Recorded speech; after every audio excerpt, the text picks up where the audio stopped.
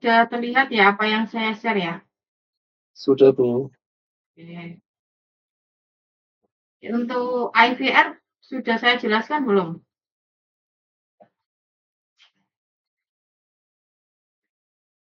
Belum, Bu. Oke. Oke.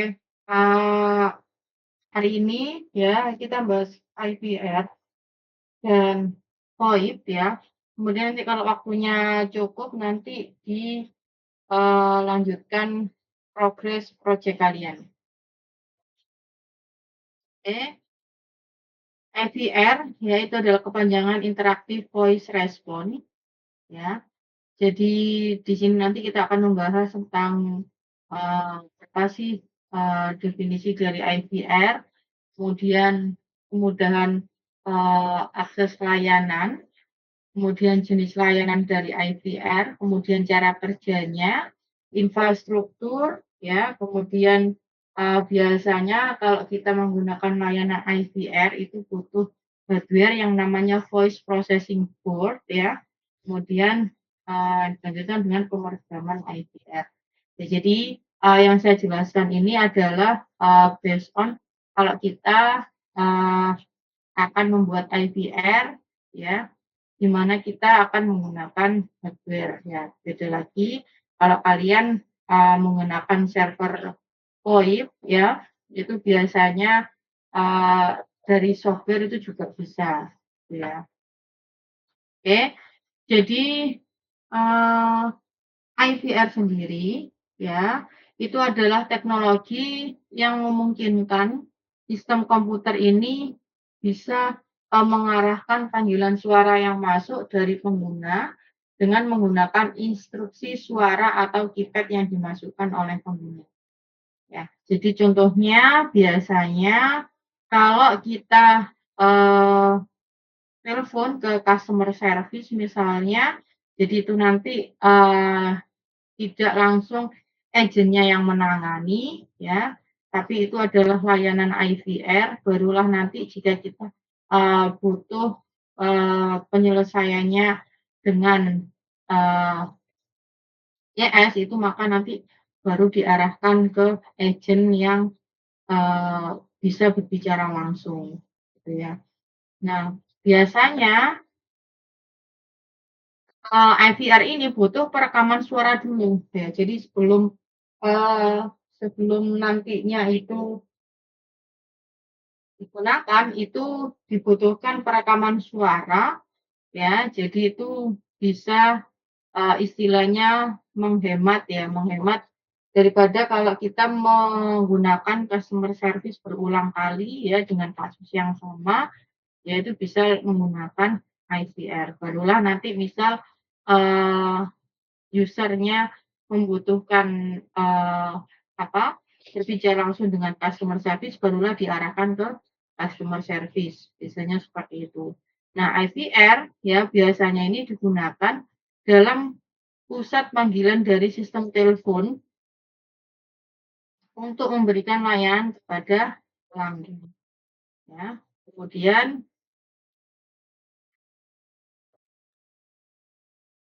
mendapatkan informasi akun, menginformasi transaksi,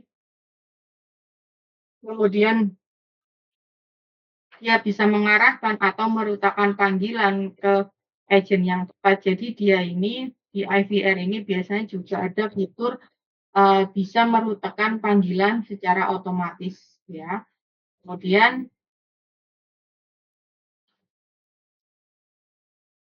sistem IVR ya ini ya ada yang lebih kompleks ya. Jadi dia ini bisa diintegrasikan dengan aplikasi web, database, dan hardware.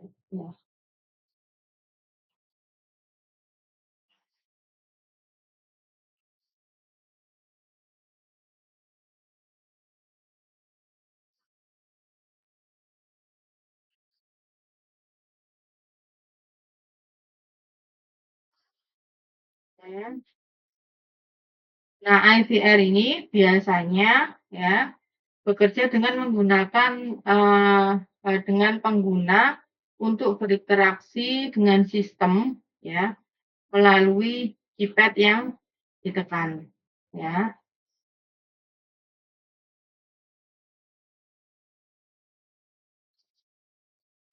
Oke. Nah, kemudahan akses layanan mengurangi waktu kerja operator manual. Jadi, kita tidak membutuhkan agen, yang berbicara langsung, yang langsung menangani, customer, tapi kita bisa menggunakan, layanan IVR sehingga bisa mengurangi waktu kerja operator. Kemudian mengurangi kelelahan menjawab pertanyaan sejenis yang berulang. Jadi ketika ada pertanyaan sejenis ya, karena itu sudah, otomatis, bisa berulang kali menjawab, maka, bisa mengurangi kelelahan, menjawab pertanyaan yang sama. Kemudian yang ketiga, user cukup mendengar dan menekan tombol keypad telepon untuk mengakses informasi, ya. Jadi kita, bisa mendengarkan informasi yang, kita butuhkan dengan menekan keypad, sesuai dengan kebutuhan kita, ya. Kemudian, eee, layanan IVR ya, otomatis dia, supply informasinya 24 jam sehari ya. Jadi full dalam setahun itu dia bisa berulang kali bisa, melayani. Kemudian selain itu, jika diperlukan ya layanan IVR ini bisa menyimpan dan memanggil informasi ya. Kemudian layanan IVR ya, jadi IVR itu ada yang inbound, ada yang outbound ya. Jadi, kalau dia sistemnya broadcast informasi ya, itu dia bisa mem-broadcast beberapa pengumuman, jadi dia bisa, digunakan sebagai, reminder waktu yang ditentukan. Nah, kapabilitas IVR ya, jadi, fitur IVR itu bisa, pengenalan dial number identification service ya, kemudian dia bisa mengkonversi text to speech ya, atau speech to text ya. Kemudian multiple development platform ya, kemudian speech recognition, jadi dia bisa, melakukan, kesamaan, kemudian dia bisa terintegrasi dengan berbagai jalur komunikasi, Whisper, E1, T1 ya, kemudian IP, SDN, kemudian bisa connect ke database ya, kemudian bisa mentransfer panggilan dan menentukan panggilan. Oke, jadi IVR ya, berdasarkan model pengaksesan itu terbagi menjadi 2, inbound dan outbound. Jadi inbound ini dia biasanya jenis layanan yang bersifat informatif ya. Sedangkan kalau outbound ya, kalau outbound itu dia, bersifatnya delivery messaging ya. Jadi dia biasanya digunakan sebagai reminder ya. Kemudian kalau inbound ya, itu akan dijalankan setelah user ini mendial nomor server. Jadi kalau, user-nya tidak mendial ya, customer-nya tidak mendial nomor, ya maka tidak akan ada, informasi yang didapatkan gitu ya. Nah, kalau outbound itu disampaikan sesuai dengan, waktu yang sudah ditentukan. Jadi kalau inbound ya, itu servernya dalam keadaan pasif, kalau outbound itu servernya dalam kondisi aktif karena dia yang, sistemnya broadcast gitu ya. Nah, kemudian, outbound dan inbound ini sama-sama bisa, menggunakan rekaman ya. Jadi, rekaman, yang sudah dibuat sebelumnya itu nanti misalnya kalau outbound itu akan di-broadcast ke telepon user ya. Nah, ini ilustrasi kalau inbound ya. Jadi inbound ini yang, eee, ini adalah customer-nya ini dia akan misalnya dia akan menelpon, eee, customer service-nya Indosat, misal nomor teleponnya adalah 123, maka dia nanti akan terhubung ya dari PBX ini nantinya dia akan terhubung ke IVR servernya. Nanti dia akan, biasanya kan, selamat datang di customer service Indosat misalnya seperti itu. Kan 1 untuk, keluhan, tekan 2 untuk, aktivasi nomor, tekan 3 untuk, mengetahui informasi, nomor, seperti itu. Nah, kalau outbound itu yang aktif adalah servernya. Jadi dia nantinya akan, mengirimkan ya pesan, eee, biasanya digunakan sebagai reminder.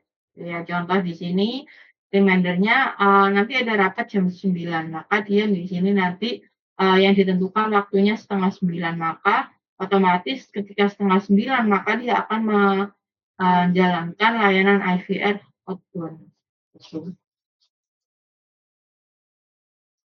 Biasanya kalau inbound itu digunakan, di phone banking ya, kemudian validasi kartu kredit, kemudian human resource ya, kemudian, eee, customer service, sebuah instansi ya, informasi pajak ya. Kalau, yang outbound biasanya ini, lebih, ke reminder ya, jadi informasi transkrip nilai misalnya, kemudian, status kelulusan ya. Kalau, dulu masih menggunakan ini ya, kalau sekarang sudah, jarang ya sepertinya ya. Kemudian registrasi atau daftar ulang ya, kemudian event khusus, memang kalau event khusus ini mungkin masih ada ya kalau dia, apa, SMS.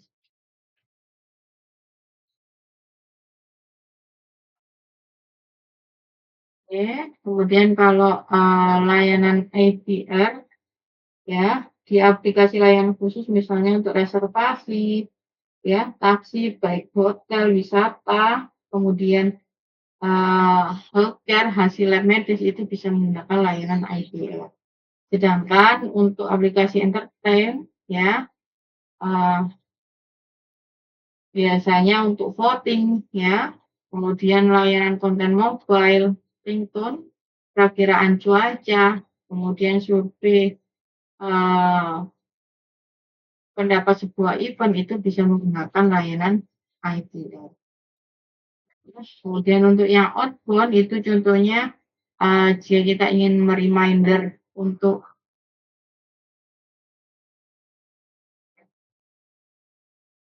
medical check up ya, untuk, pasien rawat jalan, kemudian, me-reminder event khusus, kemudian, me-reminder pembayaran PLN, air, telepon, bisa menggunakan ini, gitu ya.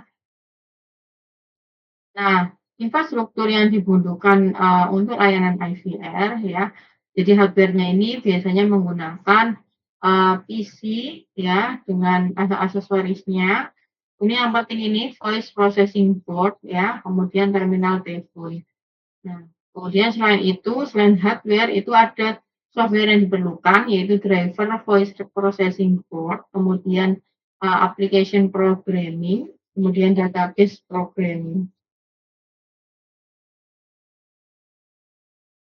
Kemudian, ada, infrastruktur tambahan yaitu jalur telepon, signal processor, interface IP atau PBX ya, kemudian, eee, IP server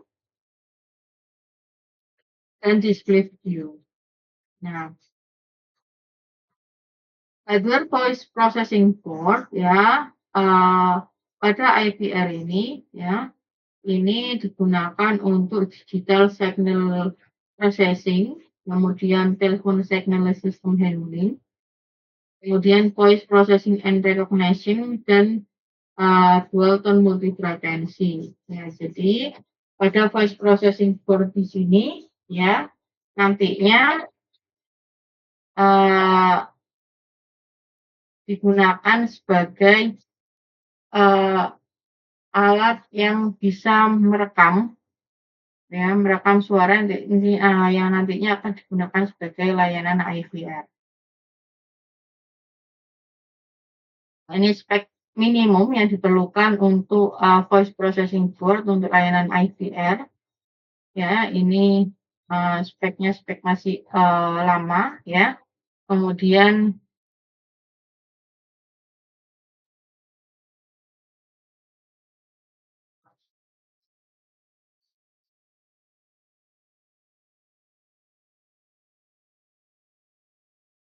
ada yang namanya Geologic Card, ya, di mana di sini terdiri dari 4 port analog, ya, untuk, RJ11, ya, di mana di sini masih menggunakan, Windows XP, ya, di mana nanti dia fiturnya, ya, itu bisa network voice messaging, kemudian bisa, automated attendant, kemudian interactive voice response, ya, jadi dia bisa mendukung layanan IVR di sini, kemudian enhanced messaging, kemudian, bisa digunakan sebagai small, and medium enterprise application, ya. Jadi voice processing board di sini, ya, itu, eee, dipasang pada slot PCI, ya, di mana setelah dipasang maka harus diinstalasi driver-nya terlebih dahulu, ya. Kemudian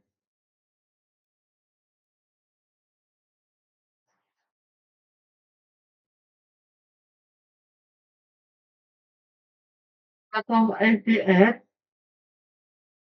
terdiri dari, biasanya, ya, itu salam pembuka, kemudian nantinya ada menu pilihan utama, ada menu-menu pilihan lanjut, kemudian ada informasi, kemudian, ada koneksi database dan biasanya ada Bluetooth-nya, ya. Nah, nanti, biasanya ya platform IVR ini, ya, platform IVR di sini nantinya, eee, kita harus menyusun dulu ya. Jadi nanti nomor, angka berapa yang harus ditekan ketika, misalnya kita, eee, apa namanya, ingin menekan, ya,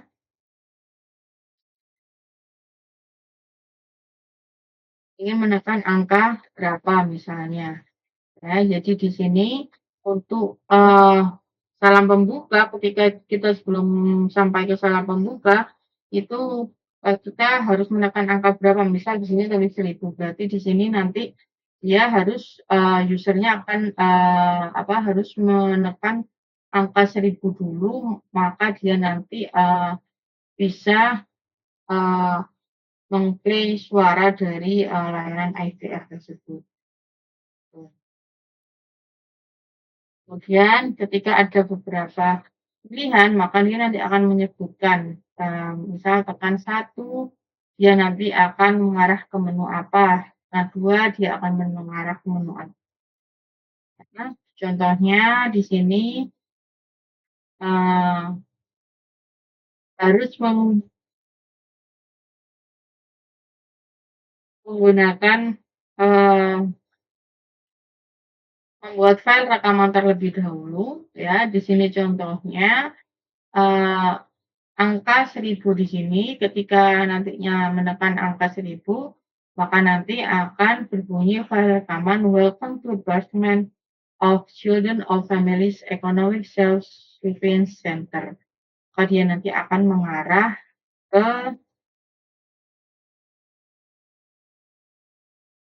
dalam pembukanya, ya.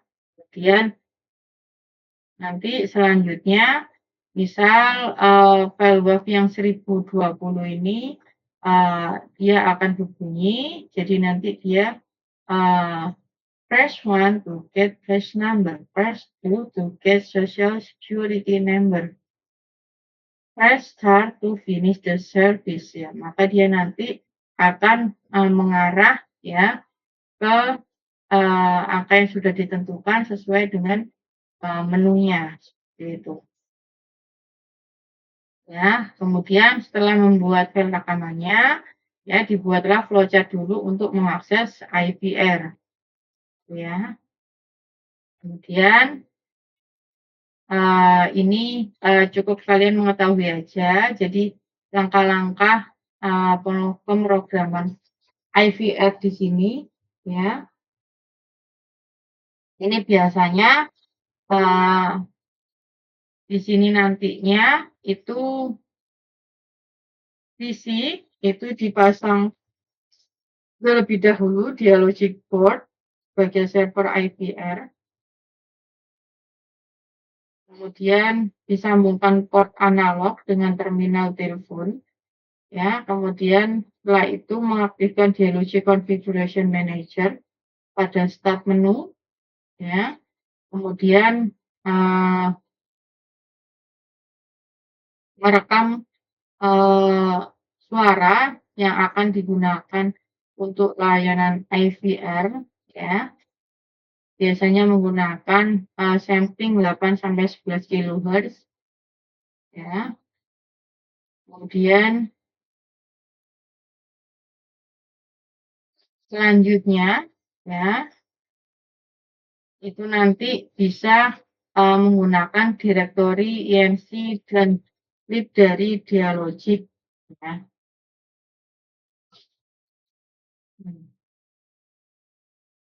Ini nanti bisa dipelajari untuk langkah-langkah penggunaan IVR, ya, tapi ini hanya untuk pengetahuan aja. Sebenarnya ini sudah teknologi yang lama untuk yang IVR-nya yang menggunakan Dialogic board-nya, ya.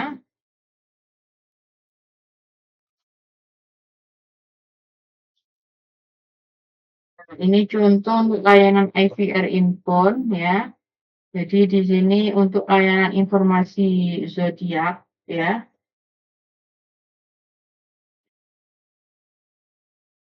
Oke. Nah, kemudian untuk tugas IVR, ya, nanti teman-teman silakan membuat eh, layanan IVR, ya, beserta flowchart-nya dan daftar file informasinya, ya. Ini nanti tugas individu silakan dikumpulkan, ya. Kemudian nanti untuk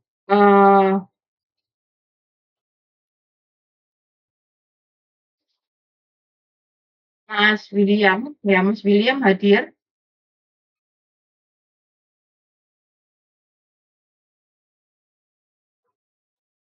Oke. Jadi nanti Mas William kan belum ada di daftar absen, ya.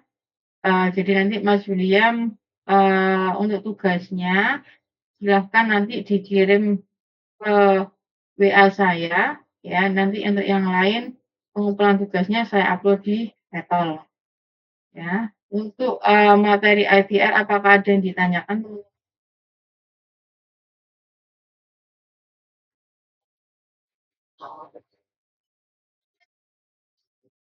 Ya,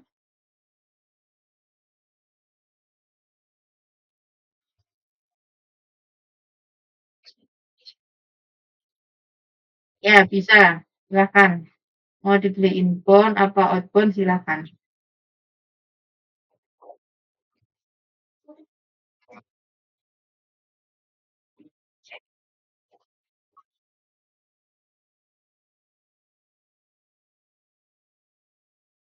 Daftar informasi ini maksudnya daftar rekaman misal, ya. Contoh kalian membuat layanan IVR inbound, ya, misal untuk customer service di Indosat misalnya, berarti kan kalian teleponnya misal 123, ya. Jadi 123 itu nantinya akan menyiapkan file informasinya ke file rekaman maksudnya, selamat datang di customer service Indosat misalnya. Untuk layanan satu, untuk layanan eee, customer tekan satu, untuk identitas nomor tekan 2 misalnya seperti itu. Itu maksudnya yang daftar file informasi itu yang daftar yang file rekamannya seperti itu. Bisa dipahami ya? Oke.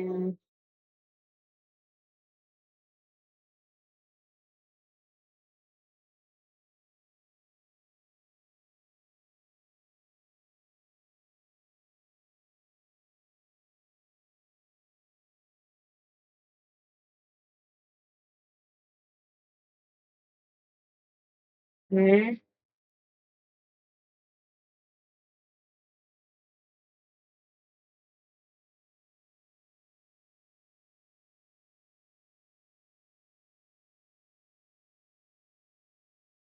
Ada yang ditanyakan lagi untuk, IVR teman-teman?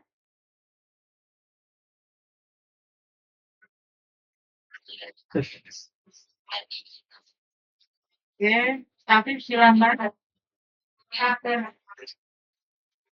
Ya. Ini di-share materinya. Oke, nanti saya selipkan di pengumpulan tugasnya ya.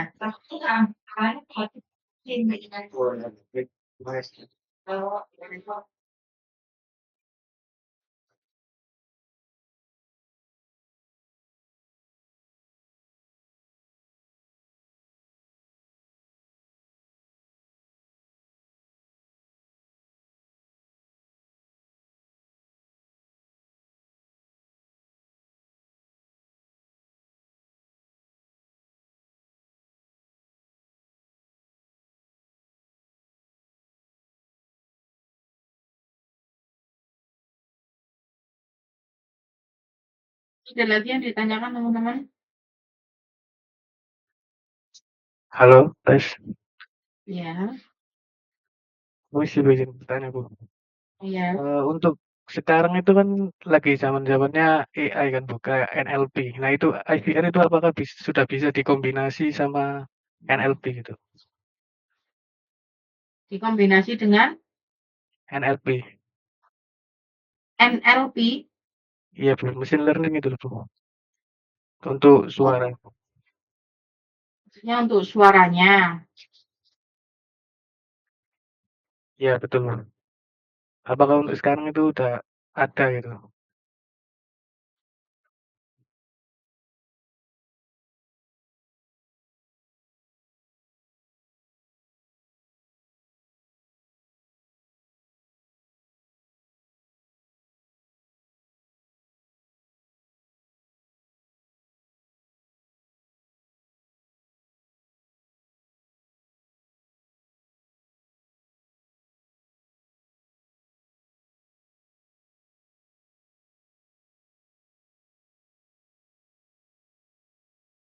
Oke.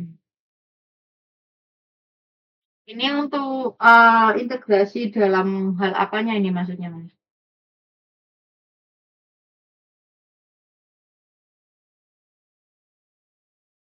Dalam ini, Bu, kan bisa kayak misal bahasanya itu, Bu, bisa ganti-ganti kayak Inggris terus bahasa Indonesia atau nyesuaiin lokasi gitu. Oke. Eee, sebenarnya bisa ya. Jadi kita bisa memanfaatkan AI. Jadi kita bisa mengintegrasikan. Contohnya ya, contohnya. Sekarang apa namanya, kalau kita menggunakan AI ya, itu kita bisa mempelajari pola interaksi customer dari waktu ke waktu ya. Kemudian kita bisa mengenali suara, verifikasi biometriknya, itu bisa kita integrasikan menggunakan AI, seperti itu. Nah, coba nanti, ketika kalian menggunakan IVR, eee, dengan menggunakan software, dengan menggunakan, server VoIP ya, itu apakah memungkinkan? Ya, coba nanti, itu kalian hubungkan di project kalian, ya, kalau kalian bisa berhasil itu adalah nilai plus, gitu ya. Nah, kalau Sementara kalau kita menggunakan, dia logic board yang ada di lab ya, itu dia basic-nya masih lama. Jadi maksudnya dia tuh hanya bisa, merekam aja apa yang, kita bicarakan, ya, tapi dia belum bisa, terhubung atau terintegrasi dengan AI, seperti itu.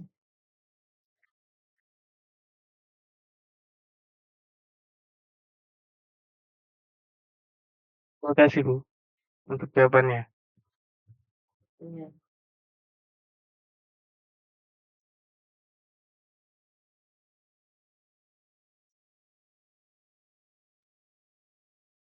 Ada yang ditanyakan lagi teman-teman?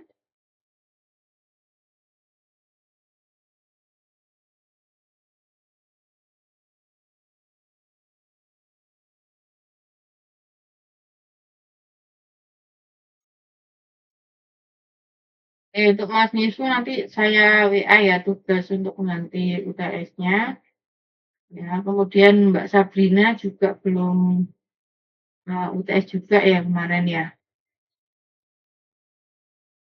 Dan kemudian ada Mas William juga nanti, bertiga nanti, silakan menghubungi saya via WA agar nilai UTS-nya bisa, masuk gitu ya.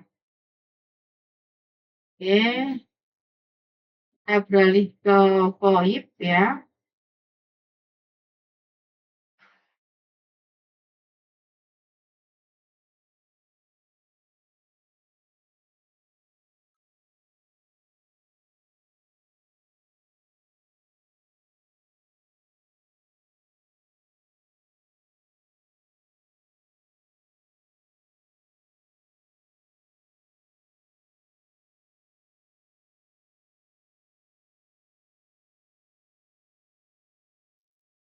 Sudah terlihat ya apa yang saya share ya?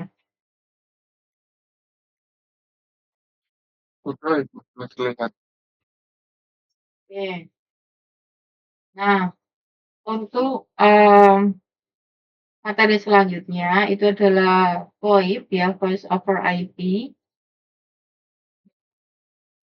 Jadi nanti kita akan belajar mengenai, apa, definisi dari VoIP sendiri, kemudian cara kerja, telepon konvensional jika kita bandingkan dengan VoIP ya, kemudian standarisasi dan protokol VoIP ya, kemudian interface dengan PSTN, kemudian proses encoding ya, kemudian, apa saja sih tantangan dalam sistem VoIP dan, yang terakhir adalah, resume dari, eee,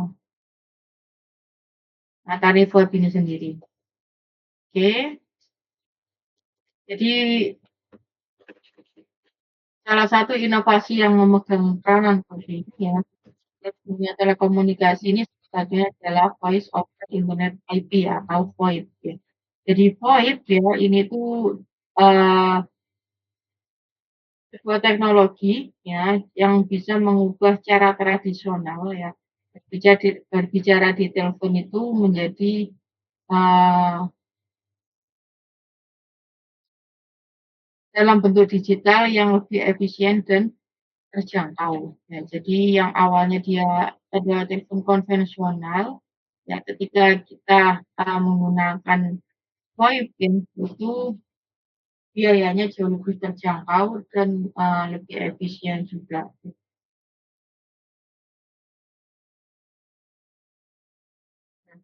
Pada dasarnya ya,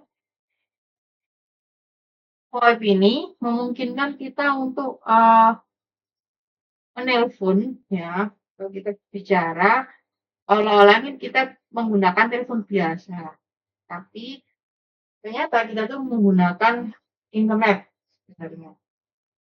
Nah, perbedaan utamanya ya itu terletak pada cara data, eee, yang dikirimkan atau pengiriman datanya. Di mana VoIP ini ya itu akan mengonversi suara menjadi data digital. Jadi nanti dia akan memecah-mecah menjadi paket-paket kecil yang, dikirim melalui jaringan internet ya. Jadi VoIP ini tidak hanya menyederhanakan, proses komunikasi ya, tapi dia bisa dilengkapi dengan conference, kemudian video call, kemudian pesan suara, ya, itu bisa menggunakan fitur VoIP. Nah, jaringan API itu merupakan jaringan komunikasi yang basis paket switch, di mana jaringan IP di sini ya itu biasanya sifatnya global, jadi tidak berdasarkan zona.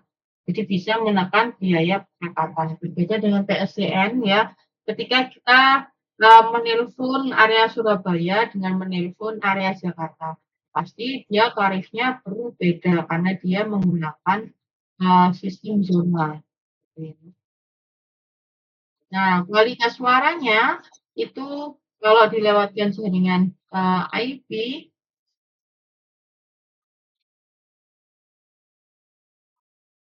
itu suaranya kadang tidak sejernih dengan jaringan teleponi, ya. Karena biasanya jaringan IP itu biasanya delay-nya lumayan besar, ya.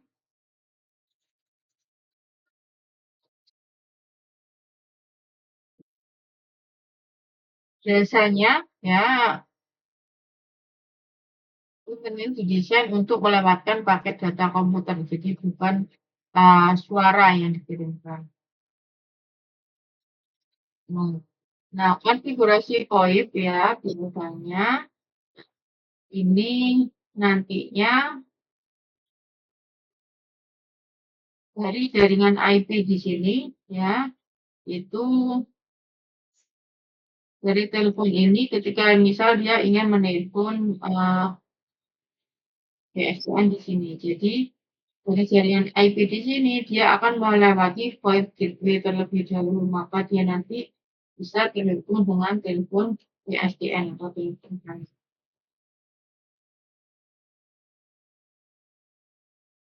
Sama ketika kita menggunakan smartphone, menggunakan komunikasi WiFi, maka nanti juga aktifnya itu ya, dan iPhone-nya juga terhubung ke jaringan WiFi. Di mana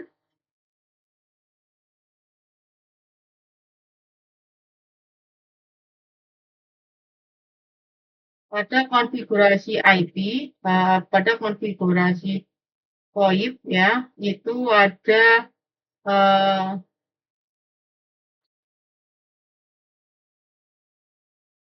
perangkat dari kliennya ya, seperti komputer, smartphone, atau telepon PSTN, IP phone ya. Kemudian ada yang namanya perangkat server VoIP ya. Jadi perangkat server VoIP di sini itu bisa berupa server fisik atau server virtual ya yang dia bisa menjalankan software VoIP ya. Kemudian ada lagi yang namanya protokol VoIP ya. Jadi protokol VoIP ini digunakan sebagai standarisasi untuk mentransmisikan suara melalui jaringan internet. Biasanya protokol VoIP ini yang umumnya digunakan itu adalah SIP, Session Initiation Protocol. Ada yang H323 ya. Kemudian ada yang menggunakan MGCP, Media Gateway Control Protocol. Nah,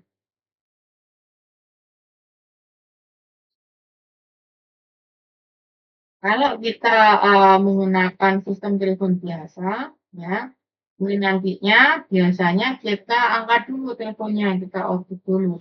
Nah, kita mendengar nada sambung ya, dial tone, ya. Berarti itu artinya, ya, itu kita terhubung ke sentral telepon. Kemudian setelah kita mendengar dial tone-nya, kemudian nanti kita akan mendial nomor tujuan. Ya, menggaya nomor tujuan Selanjutnya nanti dia akan memutakan, melalui switch-nya, ya. Kemudian ketika sambungannya dibuat menggunakan beberapa interkoneksi switch ya, saat dia sampai ke nomor telepon tujuan, ya, si penerimanya nanti akan mengangkat handset, berarti dia nanti artinya dia menjawab panggilan tersebut, ya. Kemudian ketika si penerimanya, menutup telepon, dia dalam keadaan on book, maka itu artinya dia akan memutus sambungan. Jadi circuit-nya ini akan putus, ya. Jadi jalurnya kembali, ketika ada orang telepon lagi, maka dia nanti akan bisa melayani, akan bisa menjawab maksudnya. Nah, sedangkan kalau VoIP ya, beda. Kalau VoIP itu dia menggunakan paket switching ya. Kalau tadi telepon biasa PSTN itu menggunakan sirkuit switching. Jadi dia harus membangun jalur terlebih dahulu ibaratnya. Nah, sedangkan kalau VoIP ya, itu tidak memerlukan koneksi jaringan yang konstan. Ya.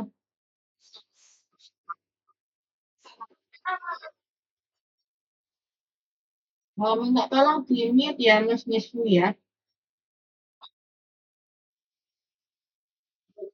Itu mau pulang di mute ya.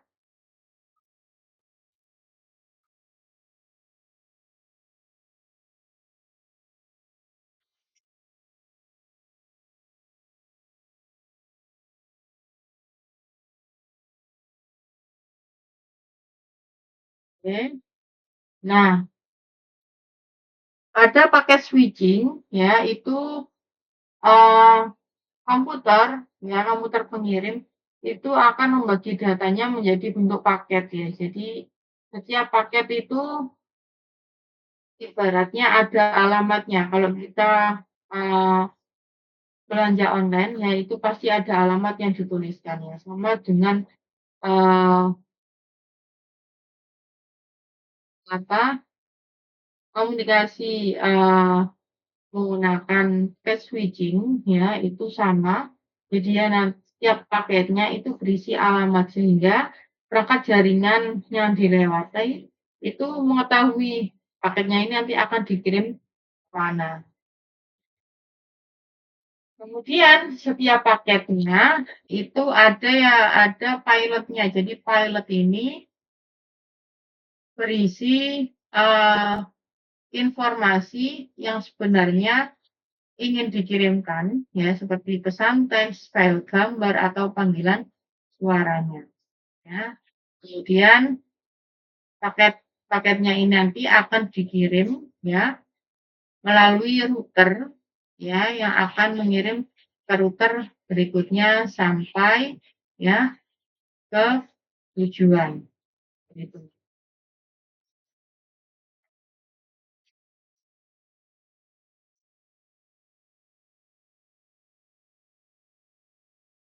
Oke. Nah, kalau kita eh, melakukan proses panggilan pada sistem VoIP ya melalui analog teleponi adapter ya. Jadi ada analog teleponi adapter yang digunakan uh, untuk pemrosesan panggilan ya. Jadi ketika pemanggil ini off book ya mengangkat teleponnya, maka nanti ada sinyal yang dikirimkan ke analog teleponi adapternya. Kemudian nanti analog teleponi adapternya akan menerima sinyal dan mengirim kembali dial tone-nya. Ya, kemudian saat mendial nomor tujuan ya, maka tone-nya ini dikonversi menjadi format digital dan disimpan sementara di analog teleponi adapter ya. Kemudian nomor tersebut ini nanti akan dikirim ke proses pemanggil VoIP-nya dalam format request ya. Kemudian prosesor ini prosesor dari penelponnya ini akan cek apakah format penomorannya sudah valid atau belum. Ketika sudah valid, nanti dia akan menentukan rute terbaik ya dari panggilan tersebut. Kemudian selanjutnya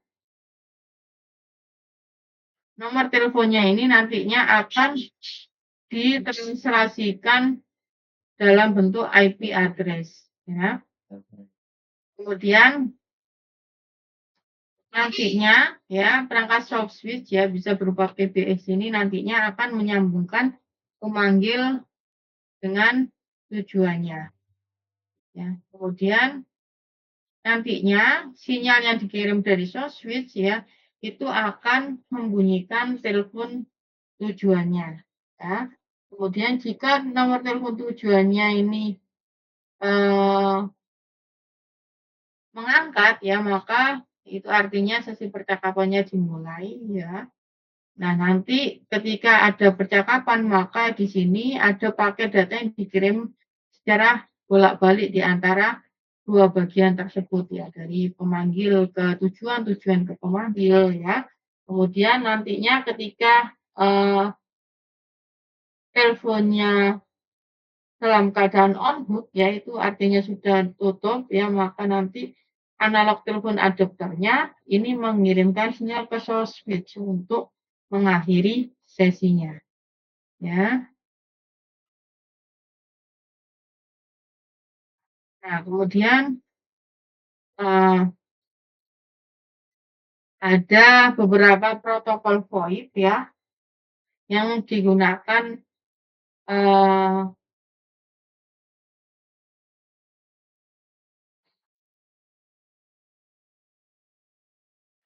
yang sering digunakan ada H323 ya, di mana protokol ini dipublikasikan oleh ITUT. Kemudian H323 ini adalah pengembangan dari protokol H320 SDN. Kemudian ada lagi yang namanya protokol SIP, Session Initiation Protocol, dipublikasikan dengan IETF ya. Kemudian dikembangkan untuk konferensi multiparty. Ya. Kemudian ada yang namanya protokol MGCP, di mana di sini dikembangkan oleh Cisco, ya. Kemudian ada yang namanya Megaco H248, jadi dia seperti protokol MGCP, ya. Kemudian ada yang namanya protokol SCCP, ini Call Control Protocol. Nah, pada protokol H323, ya, ini merupakan kumpulan dari standar H225 dan H245. Ya, di mana H225 ini digunakan sebagai signaling, ya. Kemudian H245 ini digunakan sebagai multimedia kontrol protokolnya.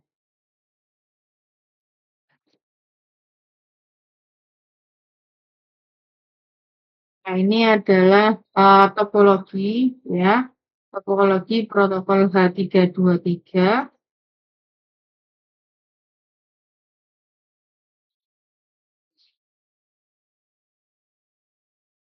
Nah, pada perangkat H323 ya,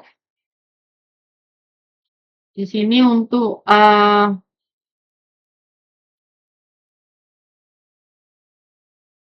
gatekeeper-nya ini berfungsi untuk memanage sebuah zona yang terdiri dari terminal H323 ya, di mana terminal ini memiliki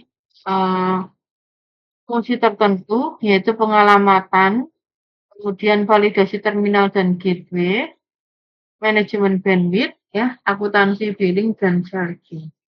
Ya. Di mana untuk gateway ya ini berfungsi sebagai perangkat lunak yang menghubungkan jaringan H323 ya dengan jaringan lain seperti jaringan PSTN, kemudian jaringan VoIP yang berbasis protokol lain ya. Kemudian ada lagi yang namanya perangkat multi point control unit, di mana MCU di sini adalah perangkat, eee, atau software yang digunakan untuk mengatur panggilan conference multi point dalam protokol K323.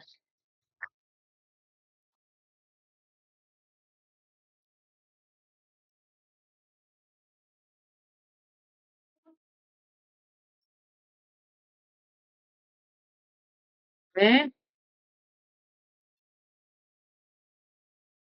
Sedangkan untuk, protokol SIP ya, ini adalah sebuah protokol komunikasi ya, sebuah protokol komunikasi yang digunakan untuk menginisiasi, mengubah, dan mengakhiri sesi komunikasi multimedia melalui jaringan IP, di mana SIP dirancang untuk mengatur panggilan suara, panggilan video, kemudian conference, dan berbagai layanan multimedia lainnya. Nah, kemudian konfigurasi SIP itu terdiri dari user agent, ya, ada user agent, kemudian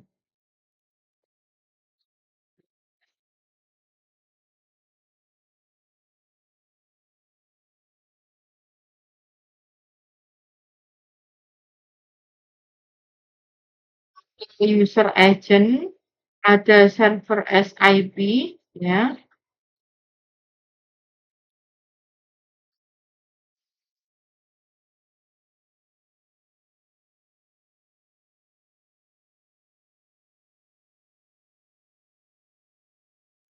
di mana user agent di sini, ya, itu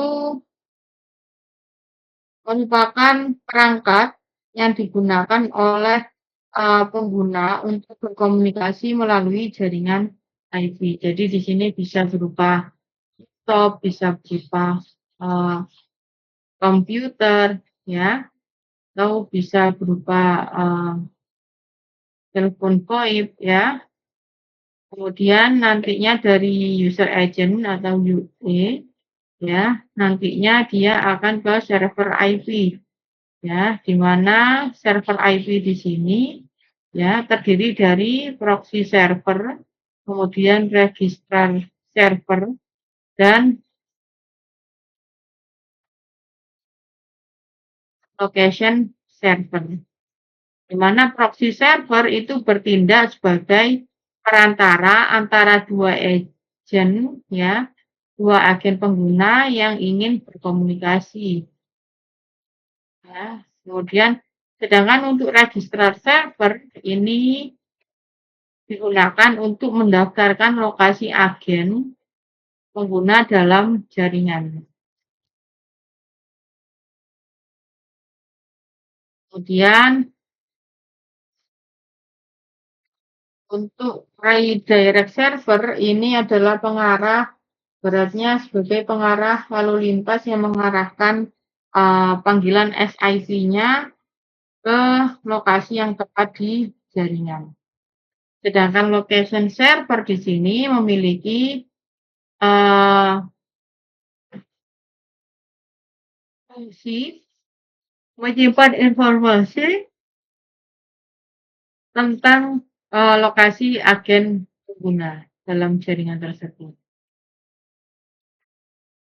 Nah, kemudian nantinya dia akan masuk ke gateway, di mana gateway nanti akan menghubungkan jaringan SIP ke jaringan yang lain, misal jaringan GSM, jaringan PSTN, ya, kemudian ke jaringan yang berbasis protokol 323. Nah, perangkat SIP, ya, itu bisa berupa user agent client, ya, di mana user agent client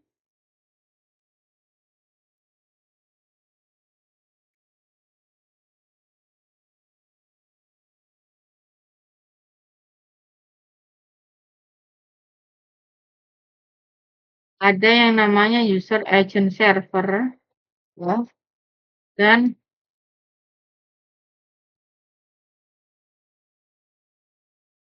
bisa berupa IP pun, kemudian gateway, kemudian automatic answer machine, ya. Jadi perangkat SIP-nya untuk endpoint itu bisa bisa berupa user agent client, user agent server, dan IP phone dan lain sebagainya. Ini adalah contoh gambar user agent pada sistem VoIP ya. Kemudian untuk perangkat SIP tadi ya, ada yang namanya proxy server, registrar server, dan redirect server sesuai yang saya jelaskan tadi. Dan selanjutnya protokol MGCP ya. Jadi protokol MGCP di sini protokol yang menggunakan perangkat gateway media dalam jaringan telekomunikasi yang digunakan untuk mengontrol ya. Di mana ya fungsinya itu adalah untuk mengelola panggilan pengalian panggilan dan pengaturan panggilan antara jaringan telepon konvensional PSTN dan jaringan IP.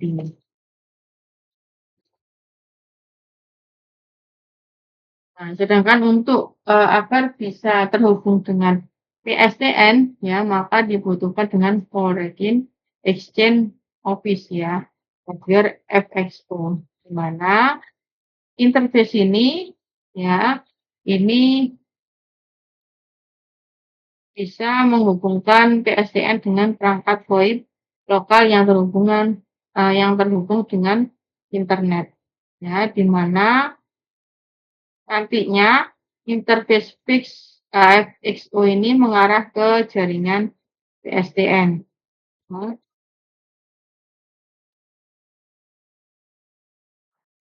kemudian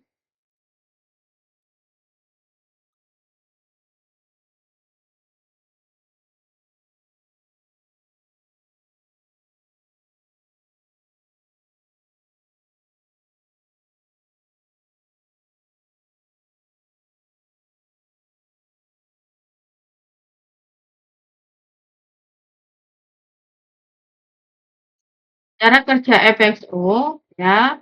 Jadi di sini kalau kita dari telepon analog ke PSTN ya itu dia langsung terhubung ke kabel ya seperti biasa.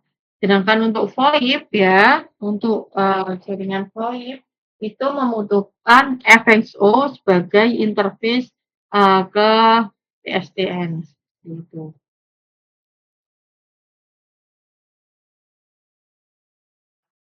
Nah, kemudian ini contohnya kalau kita menggunakan PBX ya untuk yang konvensional dan VoIP ya. Di VoIP ini sebelum masuk ke PBX maka harus menggunakan interface FSO ini. Dan ada lagi yang namanya FXS ya, Foreign Exchange Station, di mana di sini ya interface-nya yang mengkoneksikan perangkat analog ke jaringan internet ya, di mana interface ini mengarah ke jaringan internet.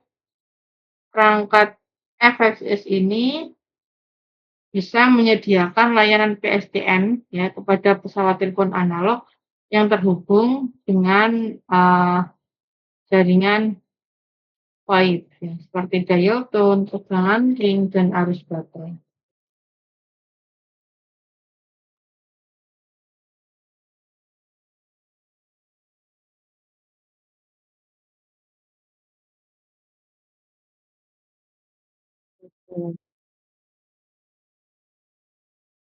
Sedangkan kalau FXS ya ini yang dipasangnya di telepon analognya ya, di telepon analog kalau yang atas ini tanpa PABX, yang ini ketika misalkan uh,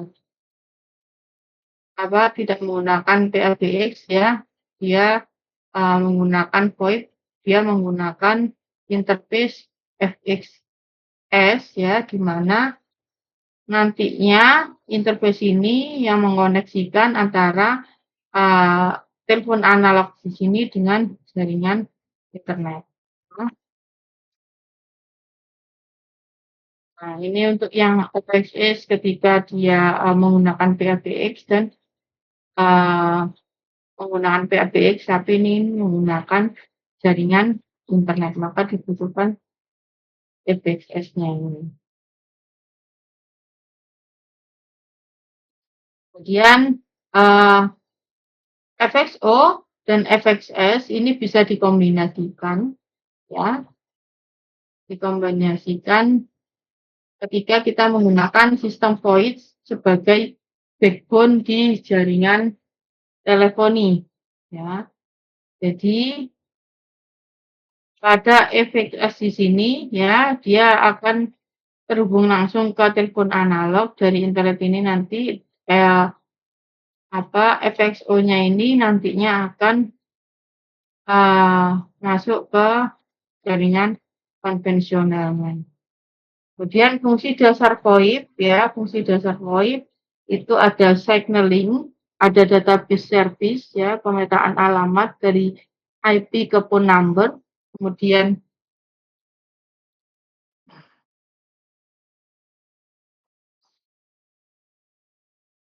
call connect dan disconnect ya. Kemudian operasi coding atau decoding ya untuk mengenkapsulasi suara menjadi paket data.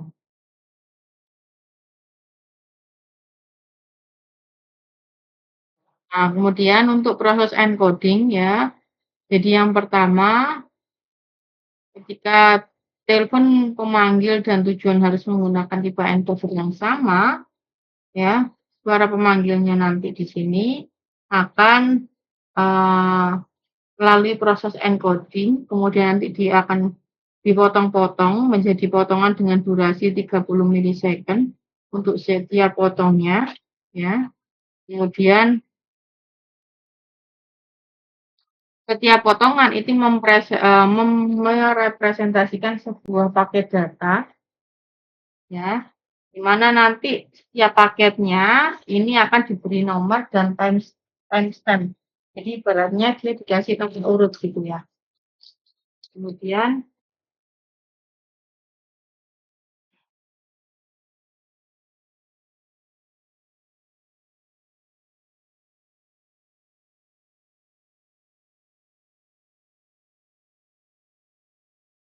selanjutnya dia akan dikirim ke tujuan melalui internet.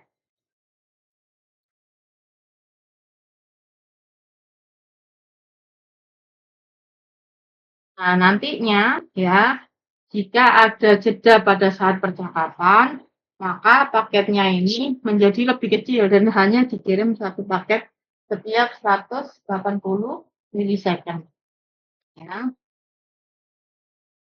Jadi ada beberapa kodek yang digunakan untuk encode dan decodingnya ya di dalam VoIP ya. Ini ada yang menggunakan PCM, ada yang menggunakan ADPCM ya.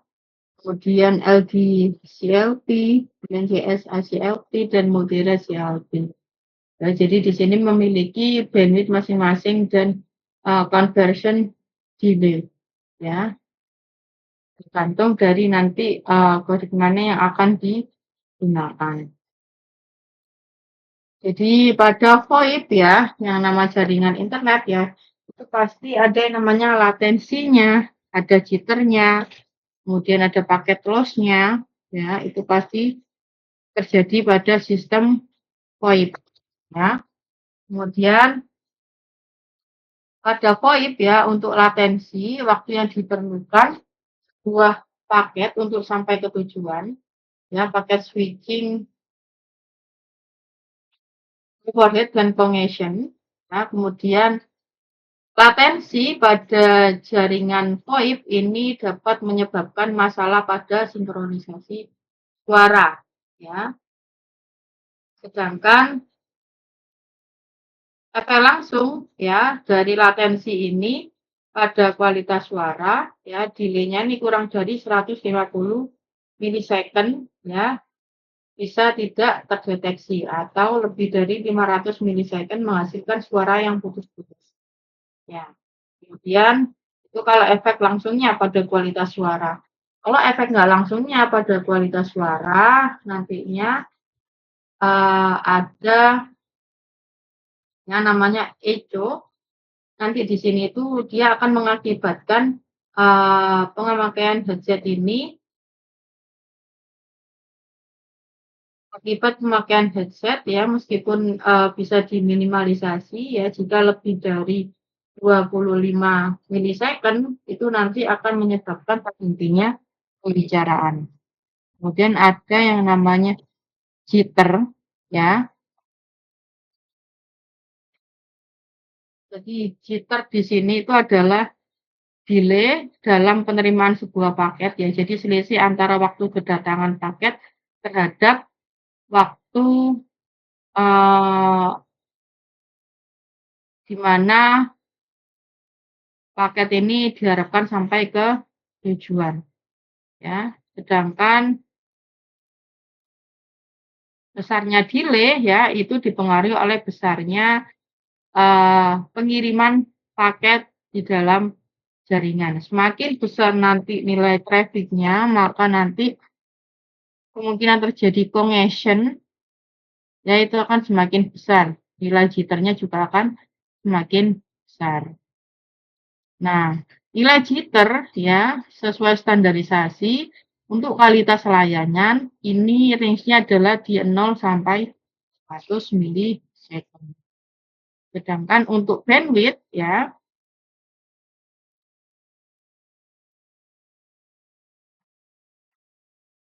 apabila sebuah bandwidth ini dipakai secara bersama-sama ya untuk melewatkan data suara dan apa sebuah data ya maka ada bagian tertentu dari bandwidth tersebut yang nantinya dialokasikan untuk komunikasi suara ya, di mana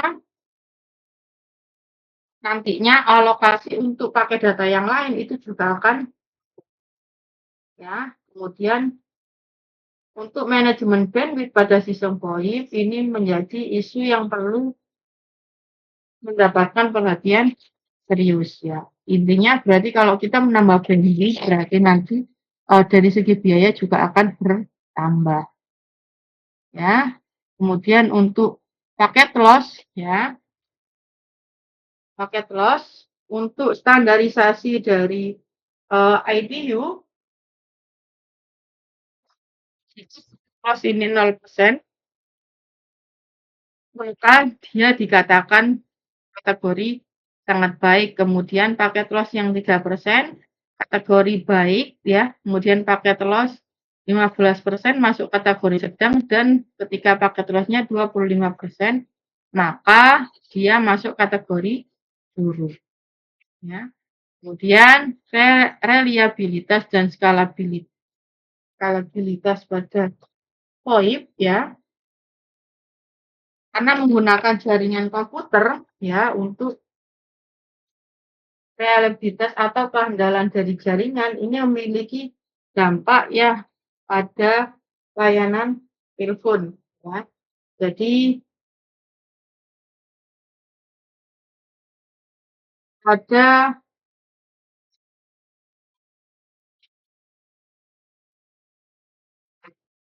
industri telepon analog ya DWSDN ini dia kehandalannya adalah 99,9% ya. Sedangkan untuk kehandalan VoIP ya ini apakah bisa mencapai 98% ya seperti telepon analog ya. Nah, ini perlu dipertanyakan. Kemudian skalabilitas dalam sistem VoIP ya, ini kemampuan untuk menambah perangkat telepon ya selama perusahaan pemakainya berkembang. Jadi bandwidth dan jaringan, ya, dan isu-isu lainnya, itu bisa berdampak pada lingkungan skalabilitasnya. Kemudian dari security, dari sisi keamanannya, ya, jadi selama web ini menggunakan internet, ya, maka dia akan rentan terhadap masalah-masalah hacking, kemudian DOS, ya, denial of service, kemudian eavesdropping, ya, penyadapan. Ini jelas terjadi karena menggunakan jaringan internet, ya. Kemudian ada yang namanya fitur dan interoperabilitas, ya. Jadi fitur-fitur yang disediakan VoIP harus melebihi atau paling tidak menyamai fitur yang tersedia pada PSTN. Seperti call waiting, ya, kemudian dari white calling dan lain sebagainya. Kemudian untuk perangkat IP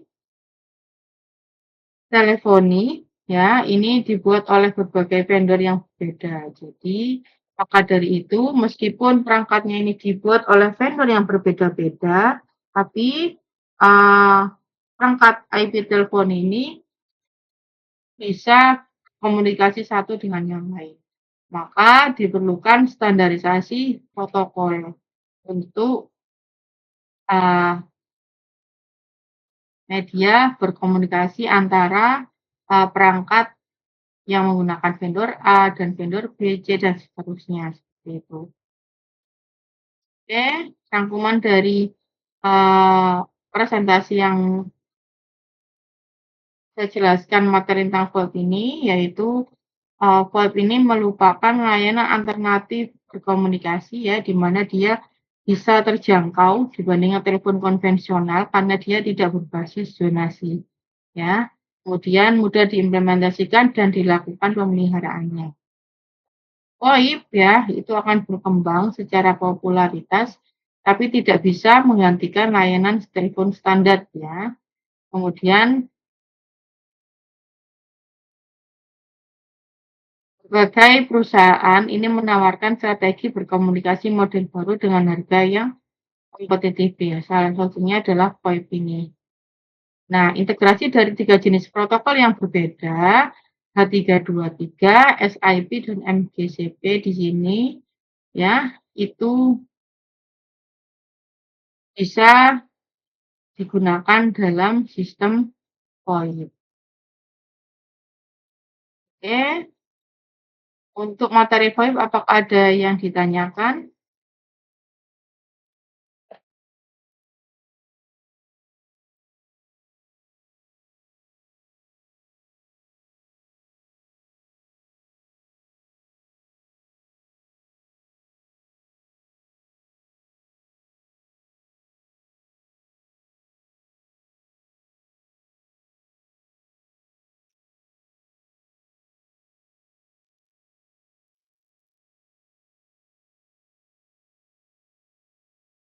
Oke, ada yang ditanyakan untuk materi VoIP?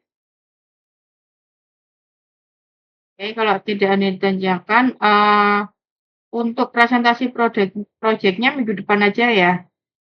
Nah, ini kayaknya sudah terlalu larut malam, ya, pasien teman-teman nanti sudah lelah, ya. Jadi nanti presentasi proyeknya di minggu depan.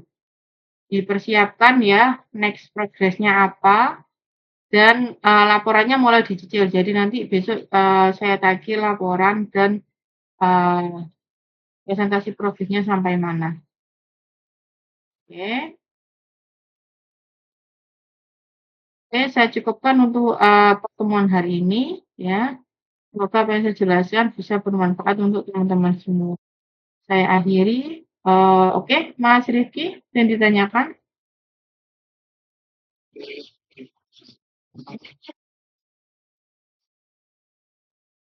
Oh ya, maaf, maaf. Sebentar saya buka dulu, ya.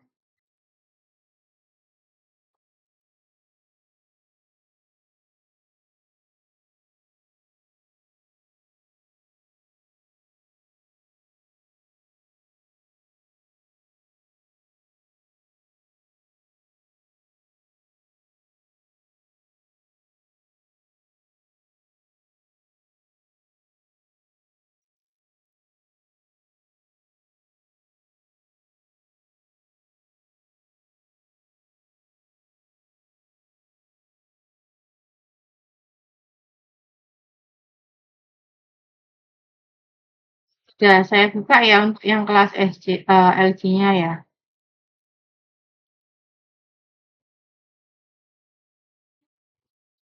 Oke, sama-sama. Jangan lupa absen ya teman-teman LJ. Barusan saya buka ya untuk pertemuan hari ini. Saya akhiri. Wassalamualaikum warahmatullahi wabarakatuh.